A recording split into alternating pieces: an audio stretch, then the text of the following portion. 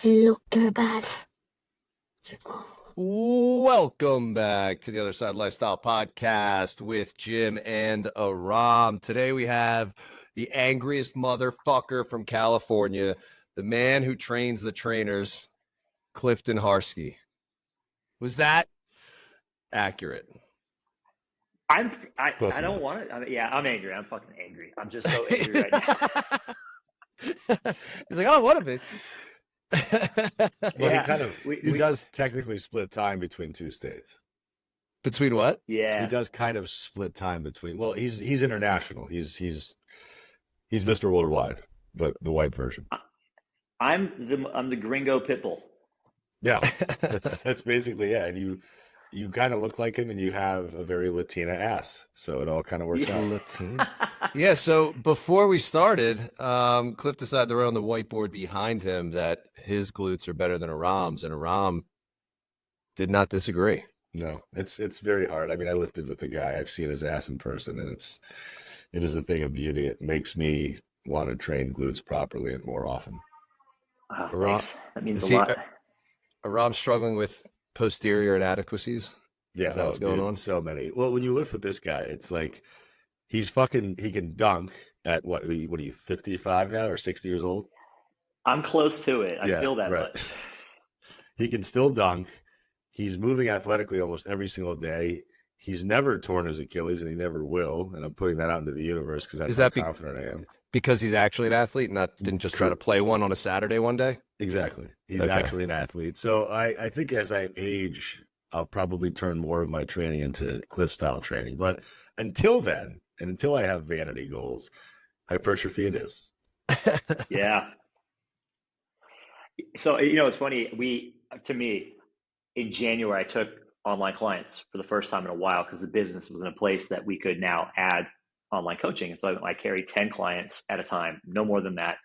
And surprisingly to 4 of my bros who asked, I want to be athletic, I want to jump, I want to do this. After the first 6 weeks, they're like, I've gotten much bigger in my upper body. My wife is saying this, my girlfriend is saying this, and kind of surprised me as well. Like I wrote for it, but it was neat. So even though I try to be athletic, look, juicy pecs, juicy tits, shoulders, like those are cooler to me than big bench press. I agree. Oh, yeah. So the background is Cliff and I met at a PPSC course that he was teaching in California back in 2021 when I first moved out here. Tell everybody what that is. I'll let Cliff explain PPSC. I'm going to let him do a whole shameless plug at some point because Lord knows they need the help. They're not having any people attend any of their courses. Their courses are drying up basically by the hour. But I met Cliff there. I thought he was a groovy guy that can explain science in a very simple way, which I think is what all of our clients need. He has a very awesome view on how training needs to be flexible and fit the individual and not put people into boxes, which I think is really cool. And he's an individual that is open-minded and is still being able to kind of flow with the different types of things that are happening in our industry. Although he may not always be happy with the stuff that's going on, just like we are. I think he's able to say, okay, cool, I can use this as part of who I am and how I train or how I coach people. I can take away this part of it because it doesn't make sense to the individual. So just having that level of experience and fluidity and open-mindedness is, I think, what sets him apart as one of the best in our industry at what he does. I'm just going to listen to that. Yeah, I'm got to say now. Every night before I go to bed, that's my, what's it called when we tell yourself something nice about yourself? I'm just playing that. Affirmation. That can become your ringtone. And when people are like, "You going to get that?" And you're like, "Not yet." Yeah, not yet. I need this right now. Everything, my kids are taking it away from me. I need it. So Cliff, tell us who you are, what PPSC is, and why you're so mad. So I'm the COO, the Chief Operating Officer for Pain-Free Performance Specialist Certification, which is a mouthful. So the short term is PPSC, which of course just sounds like I'm stuttering. But this company was founded by... Wait till we do the post-pregnancy, postpartum PPSC. It's going to be amazing. Just change the name to Biden. What? Yeah. Biden SC. Skipping? And so that company, that was started by Dr. John Russin. And it was an evolution of a workshop series that as he was gaining popularity, he was getting invited to do talks and presentations at various spots. And he listened to a podcast with a guy named Mike Fitch, who had turned Animal Flow into this worldwide certification network with 30 different coaches. And I was one of their instructors that John had taken a class from in San Diego at one of my old studios. And he said, I need to turn my workshop series into a certification, and I need a staff. And I've seen Cliff coach. I've seen him do the Animal Flow cert. He's who I would like to come and coach this, because at that point I'd taught 300 certification and workshop events. So I'm, as you can tell, very eloquent, or at least good enough to not embarrass myself in front of a room and trick people into think I know what I'm doing. So he asked me to come out. I said, no, I don't have the time. And then I thought better of it. I said, don't be a dumbass. You don't turn down opportunities. You figure out how to make the opportunities work. And that was the right decision, because my boutique, we had 4 corporate locations, 4 franchise locations. The owner, the monetary owner, I was the PEX and fitness owner. He had an unfortunate 2019 with 2 of his other businesses going under. His mom passing away, his dad in the hospital, his dog dying, and his girlfriend leaving.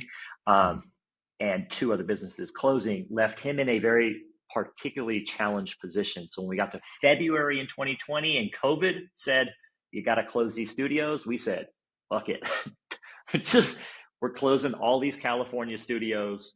I took the summer off. My second son was born. And we moved to St. Louis. So here we are running this certification. I alluded to it quickly. I don't want to go too deep into it, because let's get into content instead of about me. 450 events, workshop, certification, private events that I've taught since 2011 for a company called MoveNat, Animal Flow, Kettlebell Athletics, FMS for a couple, Spartan Training for a couple, my own company, BA Training, now PPSC, and we have offshoot company. It's a kettlebell cert called Functional Kettlebell Training, and we tell you get FKT, which when you say it out loud is get Fuck fucked. it. Yeah. There you go. Get So fucked. with all the experience that you have, obviously still boots on the ground, like coaching coaches, I'm sure a lot of that is able to be transferred into the consumer of training information, the people that we are trying to serve online, or in person, the people who are actually trying to improve body comp, improve weight, whatever. What are the parallels that you see, or what are some of the advantages, disadvantages that you see when it comes to between like trying to cue people like us who supposedly know what we're supposed to be doing versus our clients who may not be as exposed to fitness, and what are some of the like pros and cons of working in both of those fields? Yeah, that's an awesome question, and it's very intriguing to me to have to manually and purposefully separate how I talk at my 2 group classes a week that I teach at a Lifetime, which is predominantly 40 and over, Gen Pop, haven't worked out very hard. I got my Britney Spears mic teaching kettlebell, like timing the music to my workouts. Oh, baby. It's amazing. I'm just listening to Toxic the entire time. I have 1 snake around me. Only 1? Because I had my pants off, so that's what it was. Okay. It'd be too dangerous to have a live venomous snake, so you just use your own. That's actually very smart. Yeah. That's right. And I'm fired now. So in those classes, I speak not that dissimilar to how I speak at the certification, but I'm like, hey, we're going to swing this thing and we're going to get after that ass. Whereas in the coaching of a coach, I will say it like that and then say, and what I mean by getting after that ass is now we're accessing more adduction, internal rotation, and getting our center of mass over our foot so that we have a different weight shift and stability demands, and we're loading into the glute 3-dimensionally at its longest position, which maximizes both its ability to rebound and hypertrophy, because strength at length is where we do that. Now, that second aspect, none of that shit matters to my client. For them, I'm like, do you feel your ass? Great. When we feel it, that's better. And I know that's not always the truth, because, if we're squeezing our ass, that doesn't mean it's loaded under tension, yada, yada. But generally speaking, that also doesn't matter for my client. And where I think the industry gets really caught up is we get practice of arguing and feeling inferior and wanting to be part of the cool kid club on social media. And then we start trying to talk like that to my clients. And it's something that I've been fortunate enough to watch, because in 2010, when we first started doing this and I had employees, people weren't talking like this to their clients in the same way that we are now. And it's been the advent of Instagram, an increase of Instagram stuff, because we were on Facebook back then, but not at the amount that we are now, where now it's just a pissing contest to see who can sound the smartest all the time. And I'll listen to other trainers on the floor and like, what are you even doing with this person? Come on. Okay. Do you find that most commonly, like, to me, I see it just seems to be new trainers that would be like that, trying to show their multisyllabic language to try to sound smart. Do you still see that with people who have been in the industry for a while, still kind of talk like that because they're just so blind to speaking commonly and normally? I think so. I mean, it's that common, oh shit, this is awesome. It's that common curve, right? Where it's like, down here, you're new and you're just saying, this is a sick pump. Do you feel that burn? Oh, sweet. We're going to get a sick pump and soreness. And then you get really smart. And here's where you start saying stuff that's too smart. And there's a period where you're still doing that, but it's it's ebbing and it's flowing. And then eventually you get down here like, oh, that shit doesn't matter, like sick pump. And I think that whatever that is called, I forget, because it's a common meme, right? It's the guy that looks like me at the bottom, and then the smart guy at the top, and he comes back looking like me again. Yeah. It's such an unnecessary battle that I think is being fought every day on Instagram of coaches trying to placate towards other coaches.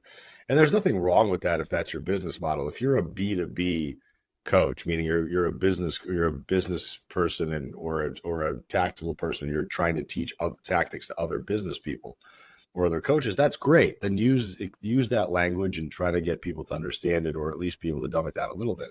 But if we're talking to the masses about kettlebell swings and nutrition and reps in reserve and all this other stuff, give them the broad strokes, because 99 out of 100 times, they're probably already inundated with so much information that's leaving them feeling confused and making them not even want to start any particular path. And then that analysis paralysis thing kicks in and they're like, well, fuck, I don't even know what to do now because this person's arguing about the insertion point of the lats. I don't know where the fuck my lats are.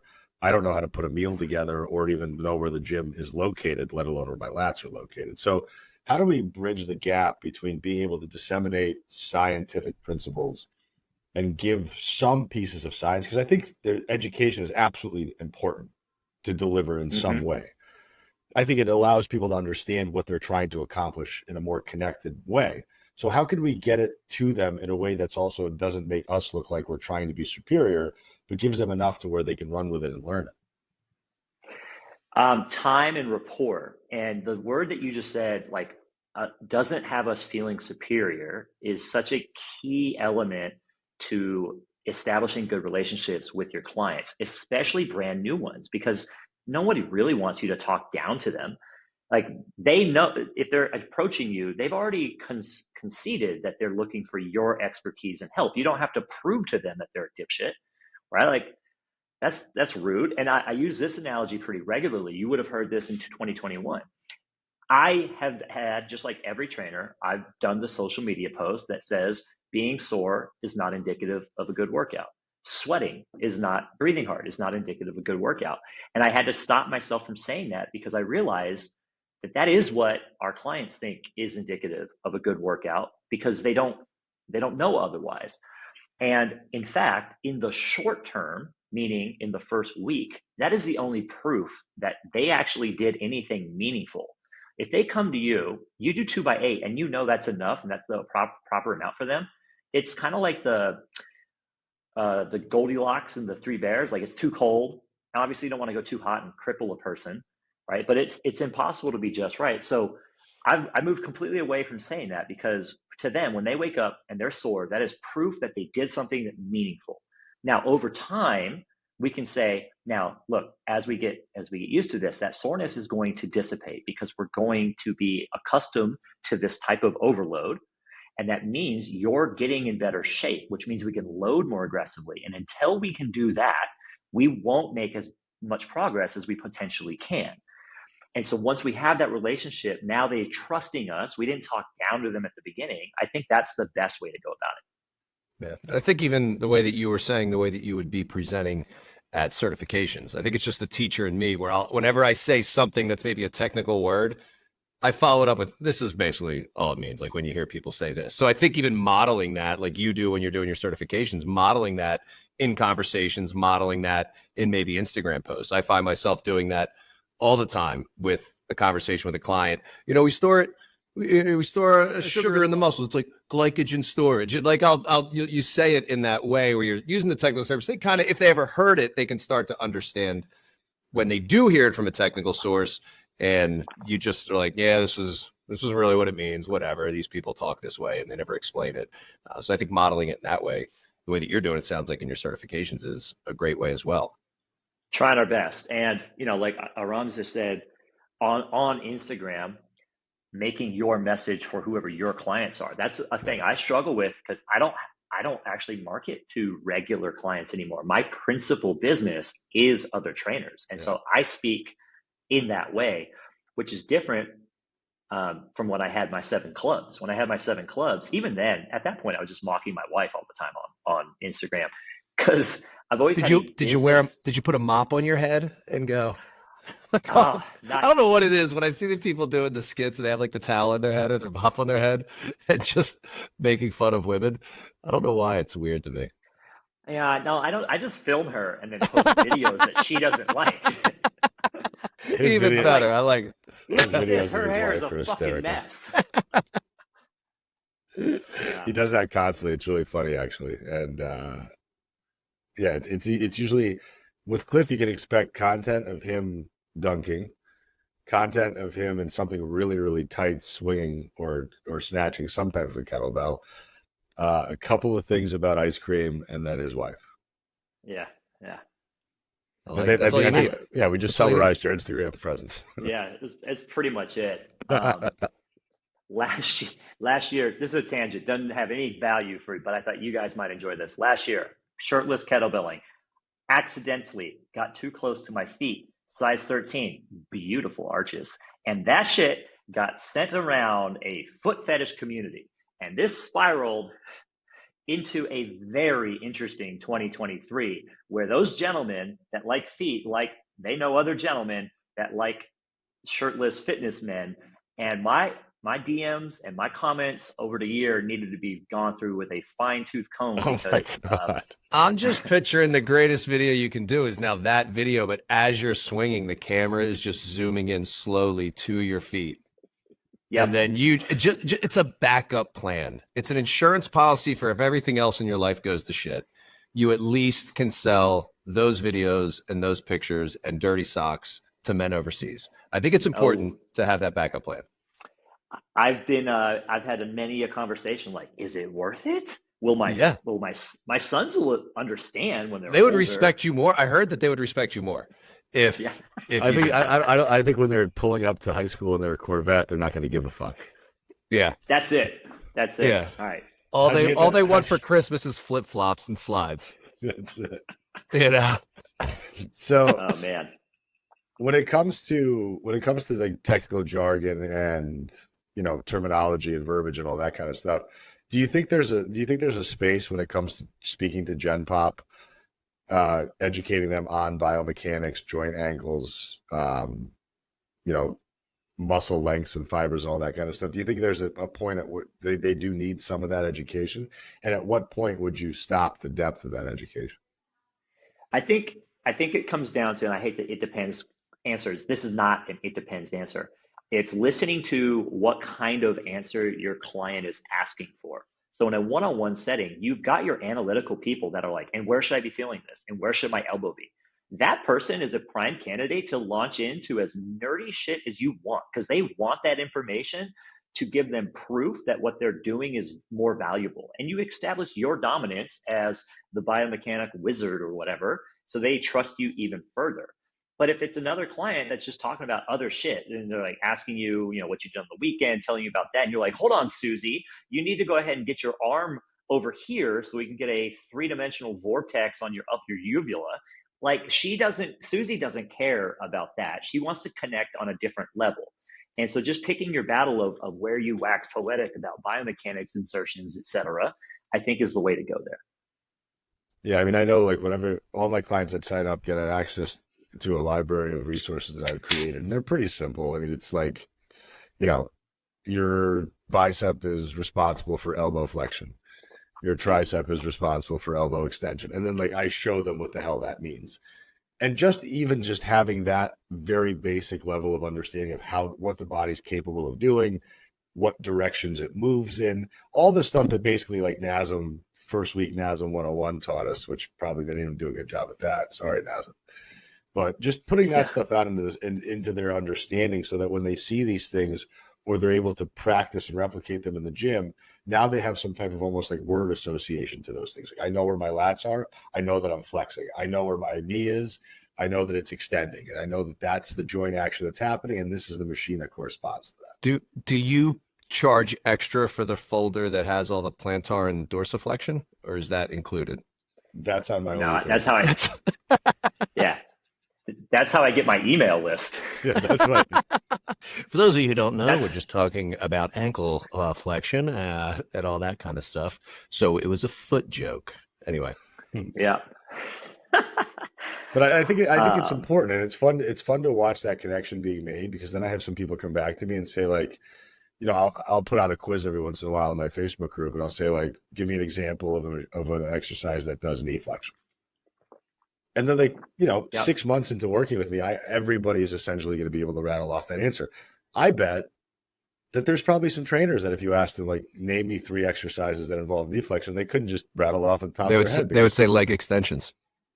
Hopefully, and maybe they would, or maybe they wouldn't, or maybe they wouldn't. Like that's the opposite, sir. So it's just it's cool to be able to see that education being taken and applied practically. I just think that it comes sometimes at a detriment to the other stuff they have going on. Like, you don't want to overwhelm them, because it's already so overwhelming to be inundated with information, having all these new tasks being applied. Like, you have to meal prep your food now, and you have to weigh and measure your food, and you also have to understand what you're doing inside the gym, and all this has to have a purpose.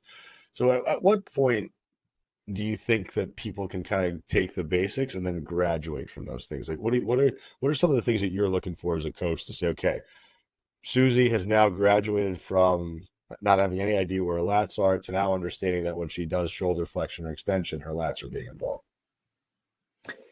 Well, I would say that a big piece of that, and let me give context, the principal experience I have with clients has been some sort of group. That's generally going to be 6 to 20 people per class, which means I generally have less one-on-one communication. And so being able to decipher when somebody is able to move to the next piece is significantly easier in a one-on-one opportunity. For instance, my one-on-one clients that I have now online, I'm currently mostly getting coaches that are approaching me, and coaches are generally super easy to work with because they're already highly motivated, highly consistent. It's not always the case. And I've got a couple that I've had to go with, and it's like a backwards answer where we say, what is it you're going to absolutely do 3 days a week? And we don't get to 3 days a week. I'm like, okay, so let's go further back. You don't want an actual strength program. You want to play around, which I 100% understand, because that's all I want to do. Right. And because I don't have goals of getting necessarily like super stronger or anything, I just want to enjoy it. And so we figured out how to get her to be consistent. It was like, oh, you want to learn new skills? Cool. Every time I'm going to give you a new skill that's similar, and she gets after it. So for her, once she is now more consistent, I go, that is now our entry point to the workout. It gets some momentum going. We at least get 15 minutes in, but when you're done with that, let's hit this first tricep. So you get an upper lower core. So that way I know in your 3 sessions that you're touching the kettlebells and you enjoyed yourself, that now that you've got some momentum, you do these 3. That's a coach scenario. Going back to the regular client, for them, man, at the beginning, I think it's a good 4 to 12 weeks with most people that in a group setting, that I don't even touch it at all. I just want them there too. And then my win is to get them there a third day. And then my win is to get them there a fourth day.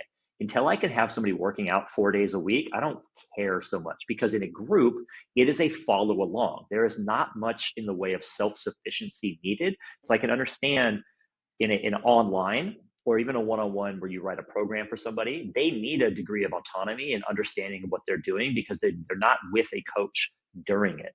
So my lens is I'm leading the entire time. And so that reduces the need for them to have the understanding, because they're relying on me in the moment. Do you think there's a setback to that though? To not knowing?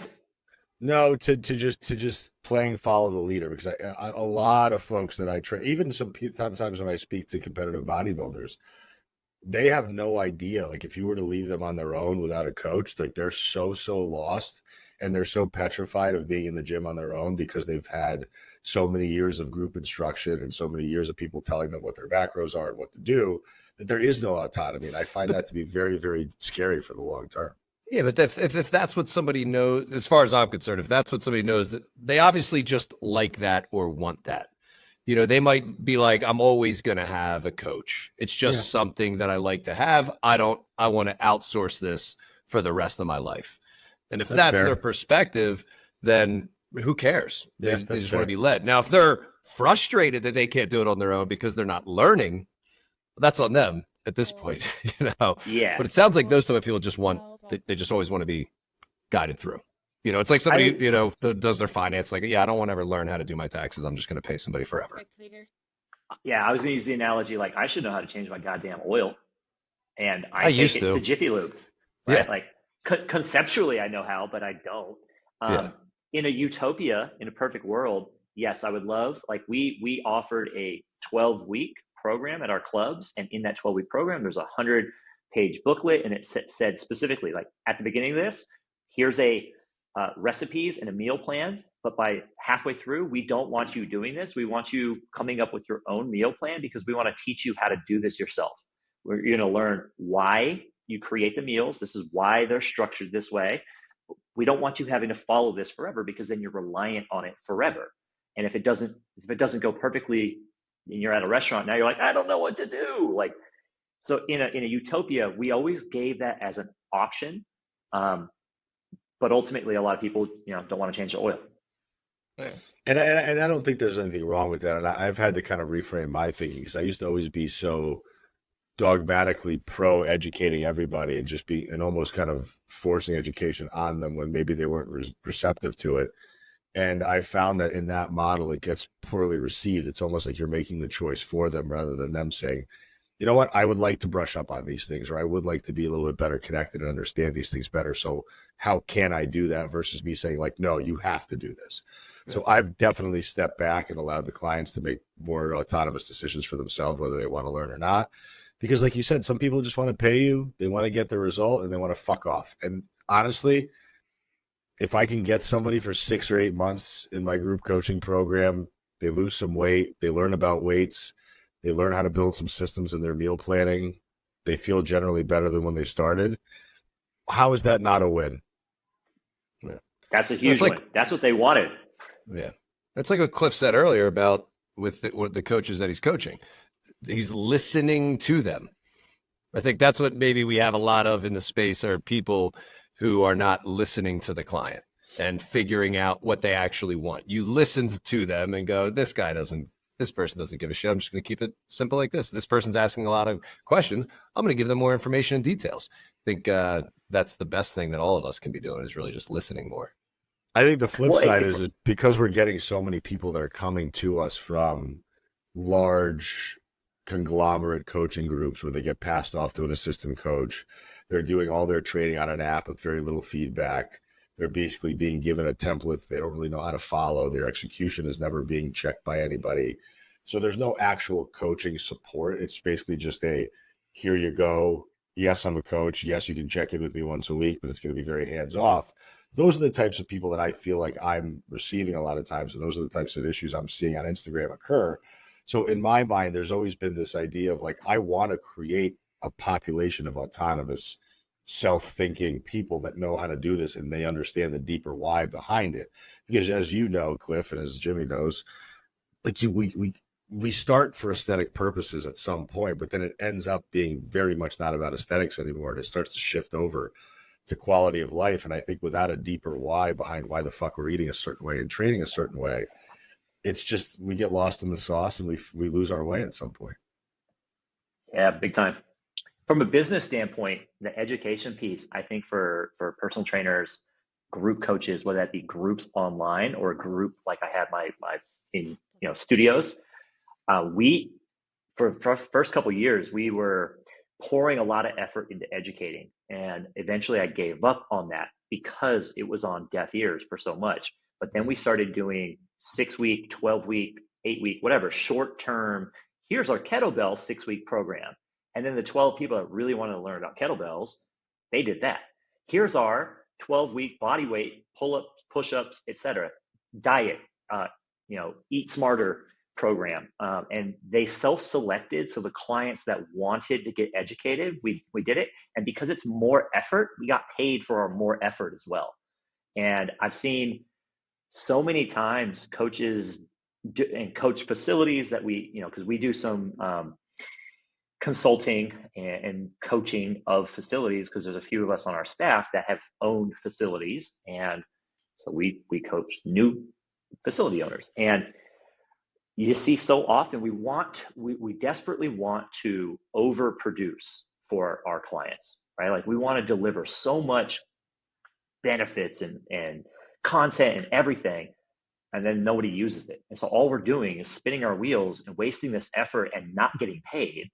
And I'm like, fuck that. Like, let me just find who wants it, charge them, not a huge amount, but enough to warrant me doing it. And now they're going to enjoy it much more because they have skin in the game. Skin in the game. Tell us the difference between shitty group practices and what you do. So, and I'll even contextualize shitty. Most times that it's shitty is because it's a pragmatic club-based decision. Right. So let's say, Jim, behind you, I see an actual bicycle, some Nordic dumbbell, a salt, a rower, and a treadmill. If somebody said you have to do an 8-person group class in here, then you're going to figure out how to make it happen in there. And that's going to be a pragmatic decision based on the tools and space that you have. And a lot of group models, like an F45 and an Orange Theory, is simply a model that was designed to maximize number of bodies within the room. And then you work backwards to try to make it as good as you possibly can. So you're immediately starting, everything group is a concession. And a lot of groups, the first concession is, how can I get enough bodies in here to drive my price down so that people sign up, but that I can still make money, right? And so if you have something like what we had at Fitwall, everybody had their own station, all their own equipment. I had way less limitations of this group has to move over here, then this group has to move over here. I do like that model. What's that called again? Where everything, you have your own squat rack, your dumbbells, all your stuff, and then they're all sectioned off. What's that called again? Well, ours is called Fitwall. But isn't that like it's called Better. I thought, because I remember just when that started to become a thing in these group fitness places, like some of the CrossFit gyms, maybe like Metabolic and some of these things that have kind of branched off from CrossFit, and they started doing that where everybody has their own space, their own bike, their own rower, their own rack. Yeah. And that way, exactly, they're not doing what you just said, where they have to move around the room. And I thought there was a name for that model of setting up a gym, but whatever. There might be. I don't know what that is, but it's like nice, semi-private potentially. It's significantly better, right? It just removes objective decision making that you have to make based on equipment limitations. Yeah. All of a sudden, there's 2 more people than there are bikes, and you're like, yeah. So we run into this at Lifetime. I coach it's effectively CrossFit. It's called Alpha Strength at Lifetime. And we have 10 platforms. It's limited to 20 people. So I get 2 people per platform. And when it's time to do the Metcons, quite regularly, they call for assault bikes. We have 4 when we have 20 people. So then there's 2 ski ergs and there's 8 concept 2 rowers. That still doesn't add up to 20. And Yeah. so now I've got to have kettlebell swings as an option, jump ropes as an option. And so the moral story is like, that's Lifetime, billion dollar company. They still have equipment limitations that you're working backwards around. And so from a group standpoint, I think that if people are not like a cranky dickhead like me and looking at it and going, that sucks compared to what I'm doing. Well, we have 2 different tool selection to go with. And when I'm real, we go, all right, is Orange Theory a net positive or a net negative? It's a net positive, right? Like it's just so, right. And so, yes. Is it exactly how I would do things? No. But from a business standpoint, treadmills and rowers is just babysitting people, while the coach, it should be conceptually with the 8 people that are lifting weights and giving them feedback. Now, the way that the method is set up, they don't have the ability to do that really unless it's an outstanding coach, because they're managing intervals on the rower and treadmill while also having 3 exercises going on and dimming the lights and playing with the volume. Like it's just not set up for their success, but that's not the coach's fault. So the best way to ascertain, is it a good group fitness, is do they give me the opportunity to do my own thing that I need to do? Do I have the ability to change the workout in some way, shape, or form? Does it have, I think this is huge, does it have a fucking plan? Like Metabolic has a plan.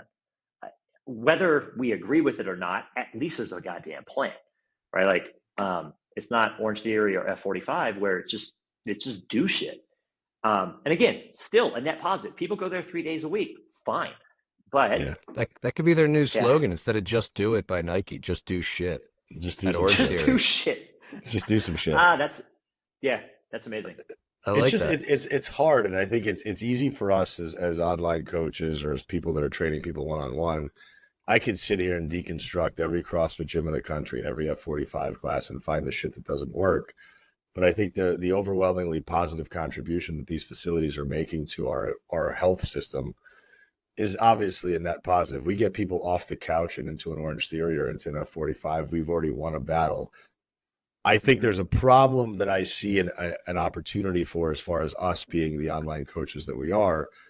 There's a graduation level that occurs. There's a conceptual level of understanding that starts to occur, and then there's a stagnation of results because of adaptive purposes of the body. At some point, that woman who lost 35 pounds in the first 6 months of F45 will start to stagnate.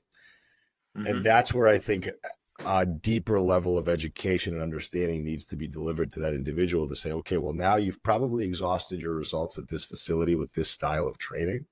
We now have to be able to explore what are the lifestyle factors that are contributing to further weight loss or prevention of that. What are the limitations of your nutrition that you haven't really quite dialed in? So do you see an opportunity for these types of facilities or group training in general to start to adapt with the individual, and how would you be able to implement that? Yeah, and this will let me answer Jim's question even better. So good group training facility is not a chain, because chains are going to have to enact what is told from corporate. And that means that it's going to be so generic and one trick pony that people will invariably stagnate, like you said. And they're not going to be able to do some sort of good nutrition program. Shit, I mean, you've probably seen Orange Theory nutrition plans and F45 nutrition plans, right? It's abysmal. It's basically starving people, and it's a bad idea. Yeah, but they get to advertise how much somebody lost during their 8-week program challenge. So it sounds like it's a good plan, you know? 100%. 100%. For corporate, for the people counting money upstairs. And you lost 6,000 pounds. Of that, 4,000 was muscle and 2,000 was joy. And cumulatively, with their big brandedness, with the fact that because there's so fucking many of them, which is one of the laws of influence, they have proof. There's so many. They must be right, because look how fucking many there are. So now when they teach people, and these people do not know any better, what they've been taught, regurgitated about EPOC, which is overhyped. Right? Like all this stuff. Look, when Orange Theory, say when they took... Yeah, they say it too, like they're so excited to tell you about this is the magic. Man, it's so rough, man. And there's a lot of companies that try to ride the coattails of the heart rate monitoring system with calories, and it's all bullshit. from an efficacy standpoint. Like it's fine for tracking your zones of cardio training, but as far as like looking at it for calories, et cetera, and strength training, stop. So the hardest part is undoing what they think they've learned from Orange Theory. And that takes a long fucking time for a lot of people. So to go to the question about best group, it's probably mom and pops and a smaller spot that have multiple tiers of options. Group is your entry level. That's your gateway drug, right? And then semi-private and private training, that's your hard stuff.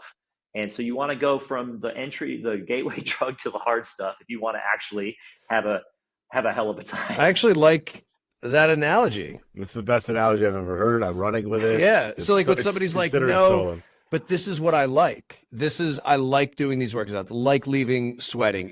It worked for me to get to where I am. I'm just in this spot where I'm not seeing the results that I want. It's like, that's because you're still smoking weed. You need to start doing some blow. Yeah. That's like the high that you're looking for. And that's going to come with maybe some strength training. Let's do hard drugs together. Yes. Yeah, this is my best contribution. I'm going to have to hit that mark clip button. There we go. So we can hopefully find this section again later. Yeah. I mean, it's a great way to put it. So that's how I would do that is, find a facility that has those options. And I mean, look, if that's not a thing, the truth of the matter is you don't know any better. I have a great example. Yeah. I've got a lady, a gentleman, chiropractic student, came to my kettlebell cert in St. Louis. He has a client that got hurt at Orange Theory where he was coaching. It's not his fault, right? It is what it is. It happens. And he suggested that she train with me. Now, I don't have time for taking one-on-one clients, but my wife did. I was like, hey, train my wife. She's better than I am anyway. And in the last... That's what I would say if I was passing someone over. That's what I do when I refer people to a Ram. I'm like, he's better anyway, even though I know it's not true. Yeah, it's nice to hear. In this case, though, when you see my wife, she's definitely better than I am. Yeah. And so it's really funny. I think this brings it home for us. And we know this, but like this lady, she travels for work quite a bit, but she's probably been averaging 2 strength training sessions a week with my wife, actually lifting shit. And in 7 months, she's probably lost 20 pounds, but we never did a body fat percentage. She is a completely different human. And you guys have seen this so many times, you know what I'm talking about. She went from 5 Orange Theories a week where it's like, yeah, kind of skinny fat, not even skinny fat, just like, unfortunately not as thin, but she's fucking awesome now, right? And she feels great. And she keeps telling the people that she works out with at Orange Theory, because like, what are you doing? What are you doing? And she's like, I'm strength training. I don't do that anymore. I'm over here. And they're like at the stage now where they're like, maybe we should come in. Maybe we should come with you. Maybe we should also do that. She's like that new street dealer walking around. You still buying from Pete? That stuff's nothing compared to what I have. Exactly. It's like exactly. You need this good shit. but they're not quite sure. So is there? I mean, we talked about this before on other episodes, but I think it's always worth touching upon. How can people recognize when they're ready for that next level? Honestly, they need a coach. The clients that I had at Fitwall, the clients at Orange Theory, they don't know that they don't know, right? They just know frustration. And if their network, that's one of the things I constantly have to remind myself, our network of people we know, in the grand scheme of fitness and nutrition, we're so much further along than everybody else. One of the coolest ways that gave me this perspective, and it's not like I have some great perspective, I just wasn't in the fitness field to begin with. I was a manager at Trader Joe's for 6 years. I worked at Trader Joe's for 10 years while I did Kines. Then while I ran my boot camp, I still worked there. And so I had thousands of people that I saw per week buying food and having discussions about food. And, this is how Jerry Seinfeld said it best, like in his stand-up where he's like, well, I don't know, you look pretty fit. What do you eat? So I look fit and I'm working there and they're like, well, you know about food, you're fit. Like, tell me about this. And just the amount of, nobody knows shit. Like, it's astonishing.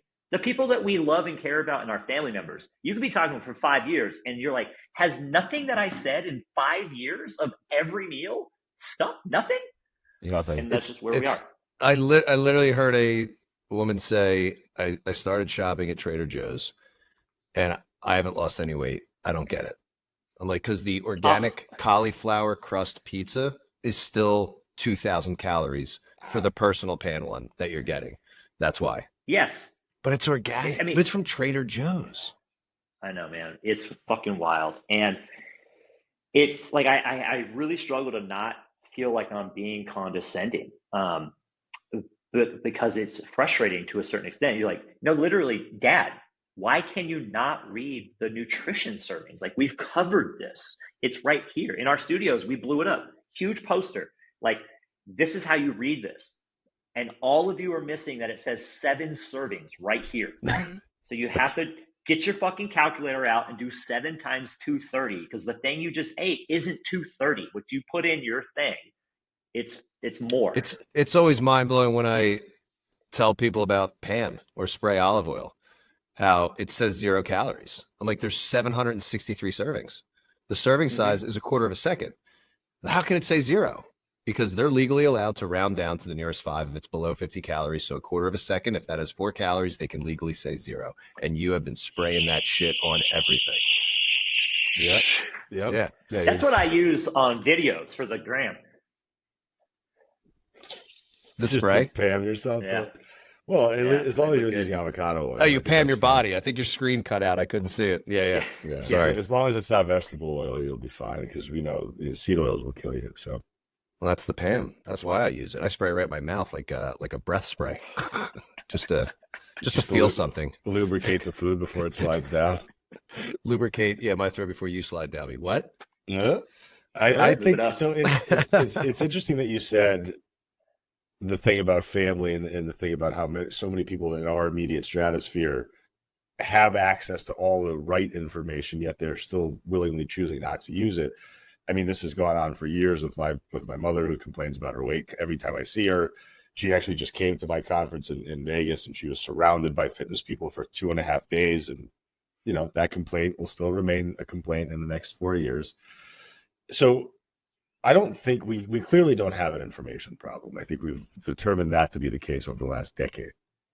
We have an application issue. So where do you think the disconnect is between having the information readily available and then actually being able to take that information and do something positive for yourself with it? So maybe it is information in that it's too much and it's overwhelming. And Too much conflicting. Yeah, and they get the wrong information. They trust it. They try it. It doesn't work. They're less likely to try and trust the next person, right? Like, there's so many people that when they come in, they do their interview with us, it sounds like they've been burnt. They're like, it doesn't work for me. I'm like, no, what you did didn't work for you. And let's try this other thing. Every class I do, I tell them, look, I'm going to annoy you guys. I'm an educator. I only do this because I really like doing it. So I'm going to try to give you guys some information that people aren't telling you. And every class, for my alpha strength class, I drop the same fucking study. I go, look, the reason you guys aren't getting results, that you haven't been getting results, is because you keep doing a different class every week and you have no repetition of what you're doing. And then I say, now that you've been in my class for a few weeks, I can tell you this, and you suck at all of it. You have to not suck at it in order to go hard enough to make change. And Susie, like I told you, we're doing 10. You picked the 10 pounder. You could do 50. That means that you wasted your time. Like, you didn't waste your time. I'm not trying to be a condescending, but like, you told me that you want to get better, and I'm going to tell you how to get better. And that's all we can do. Rob Wolf with the Paleo Solution, they were on this for a long time. There's a bunch of different people that they just, at a certain point, we got to go, I'm going to help the people that are ready to be helped. And if I spend an iota of energy caring about the people that don't own their own shit, I'm going to be wasting that energy.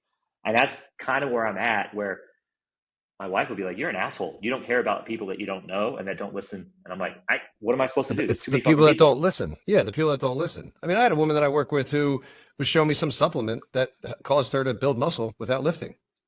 And she shows me, she brings it in. I go, oh, that's strange. She brings it in, shows me the ingredient list. I go, oh, that's great.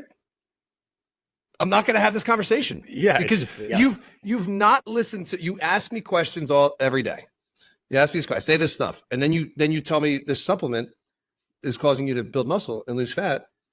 clearly now you're trying to find something to go against what I'm saying because you don't want to do the work. So it's like, cool. That's awesome. That's magic. That's awesome that you found that. It's amazing. I wish everybody had that. I just agree with them at a certain point. I'm not going to. I wish everybody had that. Yeah. Can I get the rest of that bottle? Well, we talked about. We talked about that with Mike Israetel a couple of months ago when he was saying, like, between the GLP-1 drugs that are coming out and this new class of drugs that is coming, as far as like the myostatin, I'll believe it when I see it. Inhibitors and stuff like that, where you're gonna be able to just gain tissue without actually having any mechanical attention applied to it.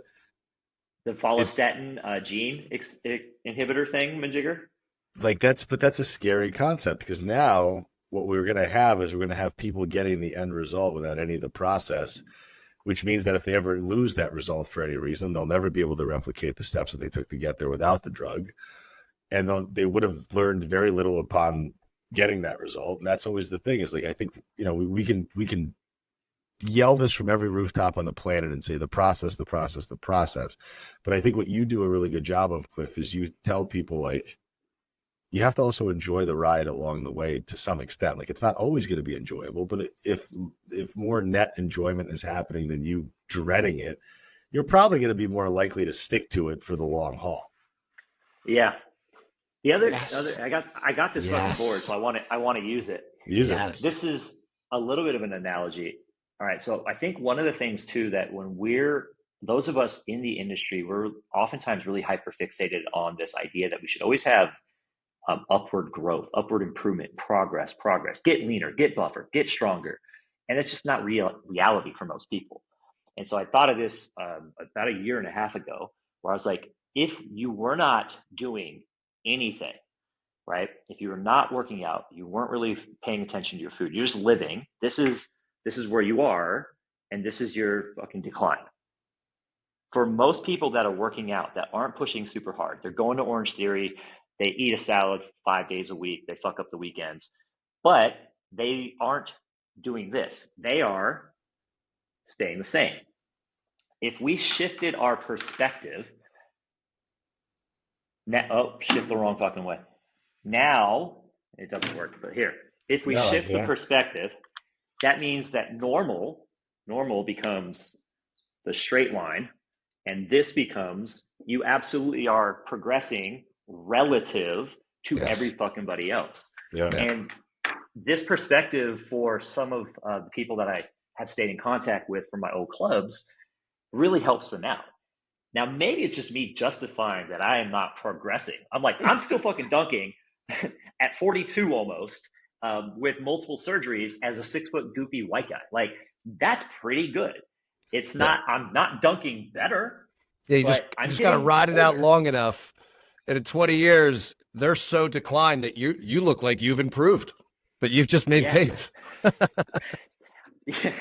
My highlight last year was at the beach, the pool in St. Louis, kid with a mullet. I kind of walk up, he goes, "Hey man, how old are you?" I'm like, 41. He goes, "Man, when I'm your age, I hope I look that good." And you're like, you won't, but that's fine. It's nice that you said that. Well, I think Danny Matranga does a nice job of this on his social media, where he always points out the current stats of gym utilization, obesity, and all that kind of stuff. The numbers are just so overwhelmingly against the population. Like, most of the population doesn't work out. Most of the population doesn't pay attention to what they eat. So if you're already one of this tiny subset of individuals that are even caring enough to follow our social medias and trying to make some marginal improvements with their health, you're already leaps and bounds above everybody else. The second you walk into a facility, you've made a choice that 75% of America hasn't even made. The second you even look at the menu and say, well, I'm going to choose the grilled fish option versus the fried fish option, you've made a choice that almost 90% of Americans haven't made. The problem that I'm seeing, and maybe we can end on this note because it's already been an hour, is that most of the people that are consuming our content are beyond the basics. Like, they've seen us talk about protein and progressive overload and zone 2 cardio and sleep and hydration. That concept has been beaten to death. How do we get those individuals to this ideal body composition? Well, what's ideal? I mean, that's going to be different for each person. That's going to be different for each person. I understand that, but from a broad spectrum perspective, when you have that conversation, how much more do they think that do we have to tell them to do, or how do we tell them that, hey, maybe it's going to be more sacrifice to get to this next level of leanness, or maybe you don't have a fat problem and you have an under muscle problem, or a happiness problem. Maybe they have a happiness problem, a joy problem, a sleep problem, a family support, a friend support problem, a work stress problem. I think that understanding that as coaches and within fitness, there's only so much that we can do is part of the thing that can be very, very difficult, because we are invested in our clients getting better and we want them to get better. And we're like, this program fucking works. I know it works. Stop fucking it up at home. But it's not that easy for them. Like, I'm really fortunate to have gone through having these two little bastards that are energy soul suckers that, wake us up many times a night and have made it very difficult to recover, etc. And I'm like, oh, I'm glad when I was younger, I didn't just tell a parent, like, we all have the same hours in a day, Suzanne. It's like, oh no, it turns out Susie sounds like an awful client. Susie's been coming up a lot. She sounds awful. Yeah, I don't actually know. I don't actually know a Susie. No, that's why I picked. Well, it's Mrs. Jones. Because Rob's always Mrs. Jones. I like Mrs. it. Jones. Yeah, Somebody Susie I don't Jones. know, just in case. Yeah. So yeah, it's just one of those things. Like, you can lead a horse to water. All the cliches. I just, at a certain point, I can't care enough about. Yeah. I can do what I can do, and I put everything I can into what I can do, but I stop fixating on other stuff. Yeah. I do want to ask for you to describe since we're talking so much about group classes and moving on from that, in case there is anybody that's listening that's kind of hearing this message, they do like the group classes. Describe the person, what they might be feeling. They've been doing the group stuff. They go 5 to 6 days a week. They love it. They had the results, kind of what Aram was describing earlier, but now they're at that point that they're maybe complaining about it. What signs, symptoms, things might they be experiencing, so they can identify that with what you say, and then what would be the actionable steps that they can take or should take to move on from that group class, even though they really like it, to maybe get to the next place, because they do want to get to the next place, and the way they're going about it is going more and working harder, quote unquote, in their Orange Theory or a group class that's not getting them the result that they want anymore. Describe what they're going through and what steps they should take to move on. Absolutely. So the generic group class that is not a CrossFit box, is not a gym that has heavy weights. So the thing that these facilities lack is the ability to really load heavy, slowly, and with a lot of tension. And they oftentimes don't even have the tools that are available to do so. So the opportunity is lifting heavier weights, applying more tension into the body. You could do that by joining a group facility like a powerlifting club, a CrossFit club that has workouts available that are more strength-based and less Metcon-y. Problem is, a consumer may not know that. Or best case scenario is, like, if you have a cheaper gym and you get some personal training once or twice a week and lift heavy once or twice a week, the process of sweet gains again, and remove the stimulus that's no longer providing an adaptation because it's run its course, right? So often the best thing we can do is the thing that we're not doing. And for these people that do group, it's usually lifting more weight or lifting weight more slowly with more tension, because the expectation in group is an ass kicking. And I don't mean like absolute murderous, but I mean sweat, breathe hard, get sore. And so that would be it. If you found yourself plateauing, then you probably need to slow it down and lift heavier and have a more muscularly dedicated couple of days in a week. Do they have to give up the Orange Theory altogether? No. In fact, I think that having an Orange Theory 1 or 2 days is absolutely very important for a lot of people, because I liken group fitness to social clubs. For a lot of people, it's not really about, it's like, hey, I go and see my friends here. We kind of like chat. I say hello. Like I see this at the Lifetime Club all the time. All these members, they just know each other. They're like hanging out in the cafe. So it's their second space. People, right? Like I don't think there's as many dinner parties. People don't go have game nights. People don't go out dancing. Like as adults, these things disappear. And the typical group fitness person is a 30 and over person that has a little bit of discretionary income. They see people, even if they don't like really talk to people a lot. It's like Cheers, but a healthier Cheers. Yeah. And so I think the value of that social support and like seeing other human beings in something that's not work and not stressful necessarily is valuable. Amen. And even that's what it's the good and the bad with something like Orange Theory. No matter which club you go to in the country, it's going to be the same workout. And even when you go on vacation, you can be like, all right, which day am I going to go? The same as you're back home. We'll see who wins this workout. Even if they're down the 1 or 2 days a week, they can still do it when they're traveling, to have that little competition with their friend back home. I totally agree. The 1 to 2 days a week tops with that kind of thing. One of the things that would be a good addition to people at like group fitness is to get a class package for like a super slow Pilates place. And here's why. A super slow Pilates place provides a different stimulus. Now, it's still not the same as lifting heavier, but because of the time under tension, the lengthening positions, they're going to get loading in the eccentric. It's fucking rough. Yeah. And it will give them an opportunity to make some progress. The hardest thing for these people is that they don't necessarily know that what they're lifting isn't heavy, because they're at Orange Theory and it maxes out at 35.